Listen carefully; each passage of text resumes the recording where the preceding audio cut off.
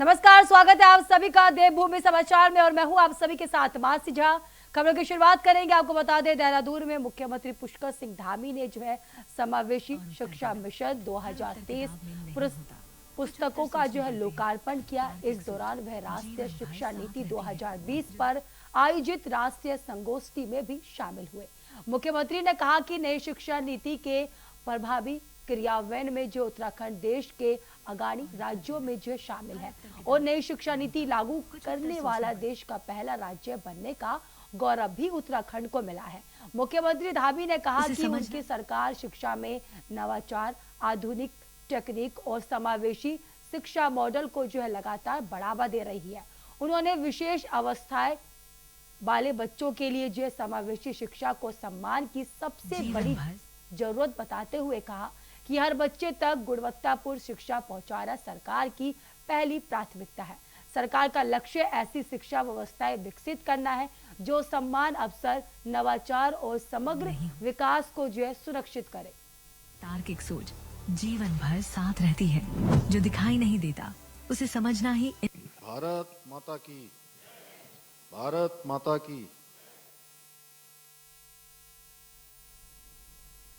वही नजर डालते अगली खबर को बता दें आपको, देहरादून में आगामी विधानसभा चुनाव को देखते हुए कांग्रेस ने उत्तराखंड के सभी 70 विधानसभा सीटों पर जो है फोकस करना शुरू कर दिया है।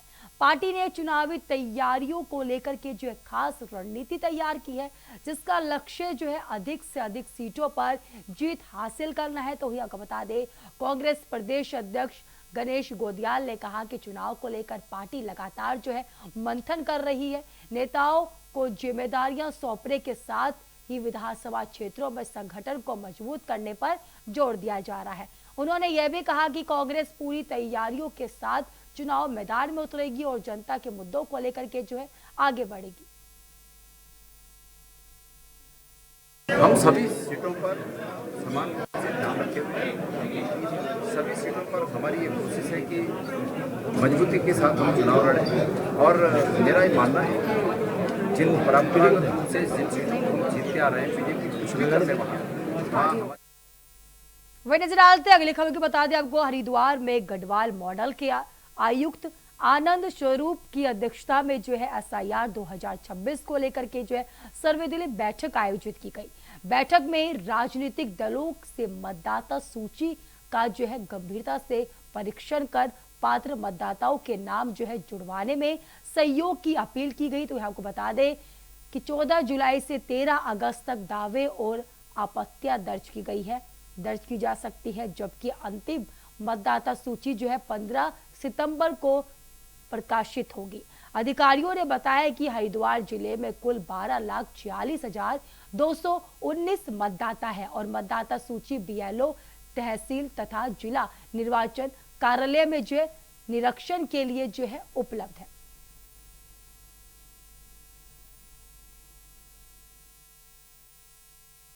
निर्वाचन आयोग ने जो SIR प्रक्रिया लागू की तो आप सभी लोगों में संज्ञान में है, तो उसमें जो कमिश्नर को जो है रोल ऑब्जर्वर का काम हुआ है, मतलब मतदाता सूचियों के बारे में जो काम हो रहा है उसका पर्यवेक्षण करने के लिए दोनों कमिश्नरों को अधिकृत किया गया है उत्तराखंड में। तो उसी सिलसिले में मैंने आज यहाँ पर कुछ बूथों का, कुछ BLOs का और यहाँ तहसील में जनप्रतिनिधियों के साथ बैठक का आयोजन किया गया। इसमें विधायक भगवान को ने भी एक भाग लिया है। इसके अलावा सभी राजनीतिक दल, BJP, कांग्रेस, BSP और भी जो पार्टी है उनके प्रतिनिधि उपस्थित हुए और उनकी जो शंकाएं थी उन्होंने अपनी रखी, उनको दान किया गया और उन्हें बताया गया कि ये प्रक्रिया जो है, जो हमारी ड्राफ्ट सूची प्रकाशित हुई है उस पर आपत्तियां 13 अगस्त तक दी जा सकती, तो अर्थात जिनका नाम उसमें नहीं है और वो यही रहते हैं, उनका नाम किसी कारणवश छूट गया है, वो अपना नाम जुड़वाने के लिए फॉर्म 6 भर करके जमा कर सकते हैं। अगली खबर के बता दें आपको, रामनगर में तराई पश्चिमी वन विभाग की ओर से वन विश्राम भवन परिसर में जो है नेचर गायन प्रशिक्षण प्रमाण पत्र जो है वितरण समारोह आयोजित किया गया। कार्यक्रम में मुख्यमंत्री पुष्कर सिंह धामी ने जो है वर्चुअल माध्यम से जुड़कर नेचर गाइडों को 5 वर्ष पूरे होने पर जो है शुभकामनाएं दी है। उन्होंने प्रकृति संरक्षण, स्थानीय रोजगार, आत्मनिर्भरता और इको टूरिज्म को बढ़ावा देने में जो है नेचर गाइडों की भूमिका की काफी ज्यादा तारीफ की है। मुख्यमंत्री ने फाइटो पर्यटन जोन और जंगल संरक्षण के प्रयासों की काफी ज्यादा प्रशंसा करते हुए कहा कि ऐसे प्रयास जो है पर्यावरण संरक्षण के साथ युवाओं के लिए रोजगार के नए अवसर भी पैदा कर रहे हैं। साथ ही आपको बता दें कार्यक्रम में स्थानीय विधायक दीवान सिंह और भी तराई पश्चिमी वन विभाग के डीएफओ प्रकाश चंद आर्य ने जो है फाटो में हाथी डाक पर्यटन जोन में कार्यरत 204 नेचर गाइडों को जो है प्रशिक्षण प्रमाण पत्र वितरित किया है। देखिए, ये हमारे जो फाटो और हाथीडगर टूरिज्म जोन जो हमारा अत्यंत लोकप्रिय जोन हो गए हैं, तो उसमें हमारे द्वारा जो नेचर गाइड्स को रखा गया था, जो उनको टूरिस्ट को अपना जो है वहाँ गाइडिंग करने के लिए, तो वो जो हम लोगों ने 204 गाइडों की भर्ती की थी। उस भर्ती के उपरांत जो है हमने उनको एक प्रशिक्षण कराया था। प्रशिक्षण में के बाद आज जो वो लोग फील्ड में बहुत अच्छे तरीके से गाइडिंग कर रहे हैं, तो उसी के लिए आज उनके जो प्रमाण पत्र थे उनको दिया जाना है। तो उसी के लिए आज यहाँ पे ये कार्यक्रम रखा गया था और हमने माननीय मुख्यमंत्री जी से अनुरोध किया था कि क्योंकि वो लगातार फाटो जोन से जुड़े रहे हैं, कई बार जो है उनके बारे में पूछते रहते हैं और उसके बाद में उनका जो है उनके द्वारा स्वयं भ्रमण भी किया गया फाटो जोन में। तो उसमें उस दौरान उनसे अनुरोध किया गया, तो वो उन्होंने शहर से अपनी सहमति दी और उसके बाद आज उन्होंने वर्चुअल रूप से संबोधित भी किया गाइडों को। तो उनका निश्चित रूप से उनका माननीय मुख्यमंत्री जी के संबोधन से उनका उत्साह बढ़ा होगा और अच्छे तरीके से हमारे वन और पर्यावरण के प्रति लोगों को जागरूक करते हुए गाइडिंग कराएंगे और इसी के साथ जो उनको रोजगार जो मिला हुआ है उस रोजगार में और बढ़ोतरी होगी। वही नजर डालते अगली खबर को बता दें आपको, केदारनाथ पैदल मार्ग पर जो है मलबा और बड़े पत्थर गिरने से कुछ हिस्सों में जो है रास्ता काफी ज्यादा बाधित हो गया है। घटना के बाद प्रशासन और राहत दल तुरंत मौके पर पहुंचे और मार्ग को दोबारा सुचारू करने के लिए जो है बहाली का काम तेजी से जारी है। राहत की बात यह रही कि तीर्थ यात्रियों की आवाजाही फिलहाल जो है सुचारू बनी हुई है, तो वही रास्ते में फंसे घोड़ा खच्चरों की सुरक्षा को निकालने के लिए जो है सुरक्षित निकालने के लिए प्रशासन ने जो है नियंत्रित वन यानी कि एक तरफा घोड़ा खच्चर सेवा जो है शुरू कर दी है। हालांकि डंडी कड़ी सेवाएं जो है फिलहाल सुरक्षा कारणों से जो है बंद कर दी गई है। प्रशासन लगातार जो है हालत पर नजर बनाए हुए हैं और यात्रियों से मौसम और सुरक्षा निर्देश का पालन करने की अपील कर रहा है।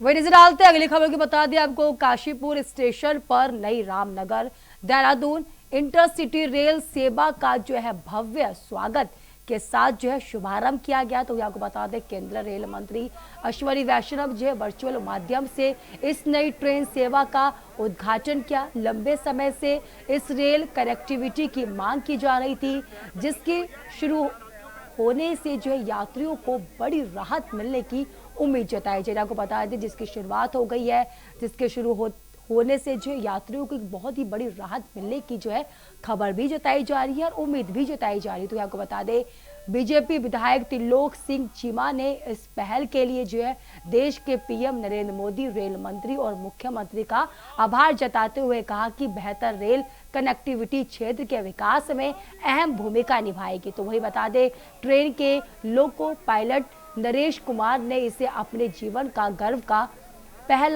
पहल बताया और कहा कि यह सेवा जो है काशीपुर समेत पूरे क्षेत्र के लोगों के लिए बेहद महत्वपूर्ण है। वही बता दिया आपको नई इंटरसिटी ट्रेन से यात्रियों को तेज, सुविधाजनक और बेहतर सफर का जो है विकल्प मिलेगा।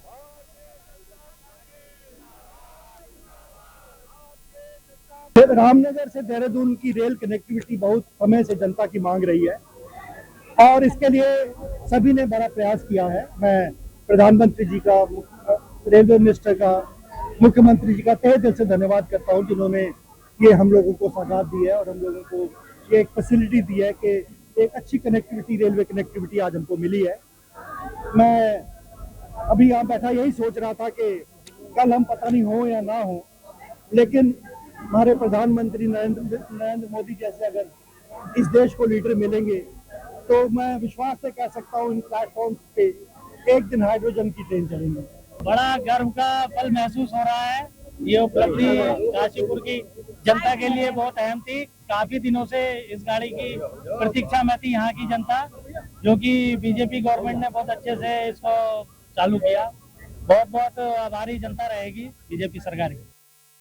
हरिद्वार में महज 2 घंटे की लगातार बारिश ने शहर की जल निकासी व्यवस्था की जो है कहीं ना कहीं पोल खोल दी है। शहर के व्यस्त भगत सिंह चौक पर जो है भारी जलभराव हो चुका है, जिससे सड़क तालाब में जो है तब्दील होता हुआ नजर आ रहा है। हालत ऐसी रह गई है कि पानी निकासी के लिए लगाए गए नगर निगम के मोटर भी पानी निकालने में जो है नाकाम साबित होते हुए नजर आ रहे हैं। जलभराव के कारण जो है वाहनों की लंबी कतारें लग गई है और लोगों को घंटों जाम का सामना करना पड़ रहा है। तो आपको बता दें 2 पहिया और 4 पहिया वाहन पानी में फंसे हुए नजर आ रहे हैं, जबकि पैदल राहगीरों और स्थानीय व्यापारियों को भी भारी परेशानियों का सामना करना पड़ रहा है। लगाओ बच्चों।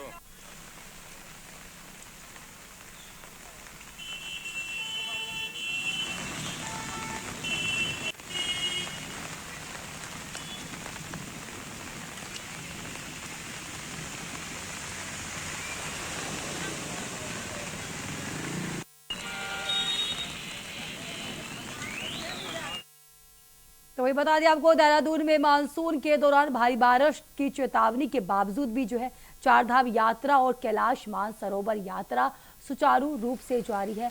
आपदा प्रबंधन विभाग में जो डीआईजी राजकुमार नेगी ने जो है बताया कि कैलाश मानसरोवर यात्रा का पहला दल जो है सकुशल वापस लौट चुका है, जबकि दूसरा दल अपनी यात्रा पर आगे बढ़ रहा है। उन्होंने कहा कि बारिश के कारण जहां जहां सड़कें प्रभावित हुई है वहां सीमा सड़क संगठन यानी कि बीआरओ की टीमें जो है तत्काल मार्ग खोलने में जुटी हुई नजर आ रही है।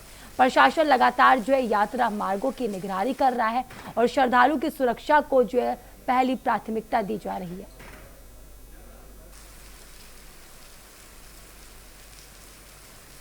यात्रा पूरी सुचारू है। जैसे मानसरोवर का है तो मानसरोवर का जो पहला दल जो ग्रुप है वो वापस आकर के अभी नाभीडांग पहुंच चुका था।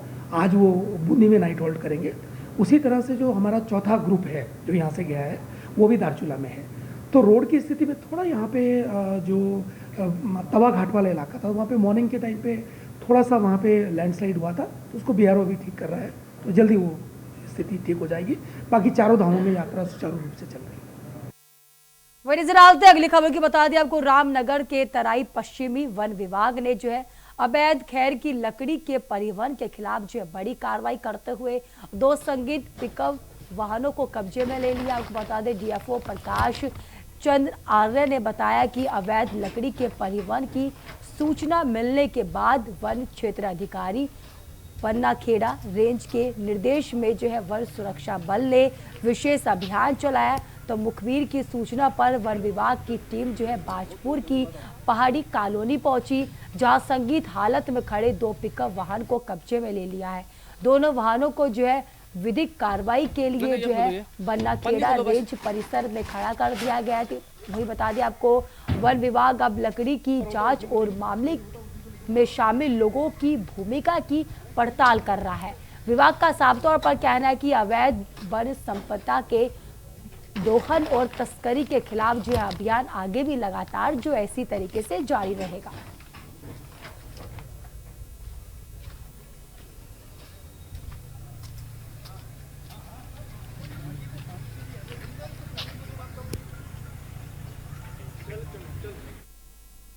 वही नजर डालते अगली खबर की बता दें आपको, हरिद्वार के सिडकुल क्षेत्र के डालूवाला मजवता गांव में जो है आकाशीय बिजली गिरने से बड़ा हादसा हो गया।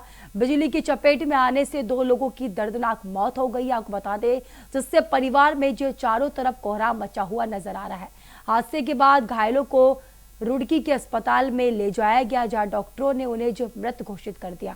सूचना मिलते ही पुलिस, तहसील प्रशासन और आपदा प्रबंधन की टीम मौके पर पहुंची और स्थिति का जायजा लिया। आपको बता दें, प्रशासन ने प्रभावित परिवारों को सहायता उपलब्ध कराने की प्रक्रिया शुरू कर दी है। घटना को लेकर के जांच भी की जा रही है।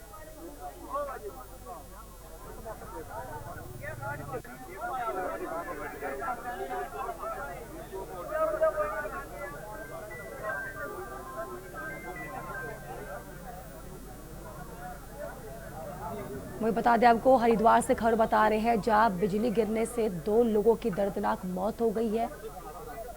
आकाशीय बिजली गिरने से जो है 2 लोगों की मौके पर ही मौत हो गई, जिन्हें अस्पताल में भर्ती कराया गया था, जहां डॉक्टरों ने जो उन्हें मृत घोषित कर दिया। हालांकि सरकार द्वारा ये कहा जा रहा है कि उन्हें सहायता प्रदान की जाएगी। मौत से जो है इलाके में चारों तरफ जो है हड़कंप का माहौल देखा जा रहा है। मौके पर प्रशासन जो है पूरी तरीके से एक्टिव होता हुआ नजर आ रहा है।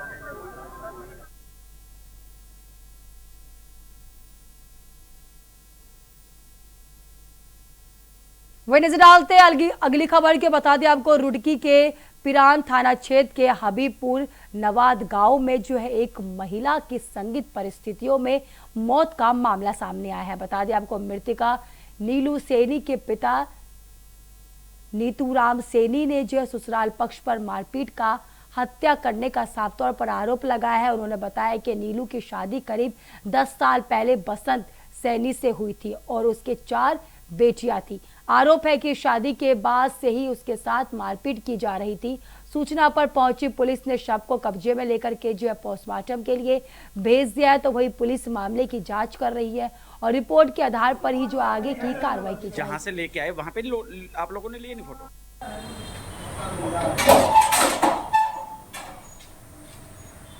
मेरी लड़की 2015 में निवाद्य उसकी शादी हुई थी और शादी होने के बाद उसको साल भर के अंदर एक लड़की भी बड़े ऑपरेशन से उसकी सास ने उसको बहुत पीड़ित करी कि वो लड़की होगी, वो बड़े ऑपरेशन से ही बहुत बड़ा खर्चा हुआ। उस समय भी इन्होंने 1.5 साल के बाद में वो लड़की मेरे यहाँ छोड़ के बीमार, मैंने उसका इलाज करा जी।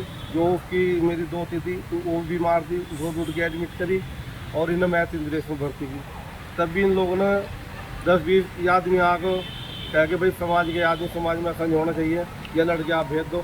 तब मैंने इनका एक स्टाम्प लिखवाया 10 आदमियों का, बोला भाई तुम 10 आदमी जिम्मेदार हो, कोई बात नहीं, कल मेरी लड़की साथ में कोई हाथ सौंपता हो तो मैं जो है जो भेज दूँगा। उसके बीच में फिर कई सारी घटना ऐसी होती रही। अभी 5-6 महीने की घटना ये हुई, उसके देवर ने इसकी सास ने उसको लड़की को पिट्टी उसका सिर फोड़ दिया। चौकी अमली मैंने जाकर रिपोर्ट लिखवाई और साहब रिपोर्ट लिखवा कर उसका मेडिकल भी कराया। फिर बीच में 10 आदमी मौजी समाज के अन्य लोग आकर फिर कहने भाई ऐसे नहीं कर करते थे, 4 लड़की हैं, अब ये 4 बच्चे इसके यहाँ से हैं, कहाँ भेज जाएगा? कल को क्या समाज में थूथू होगी?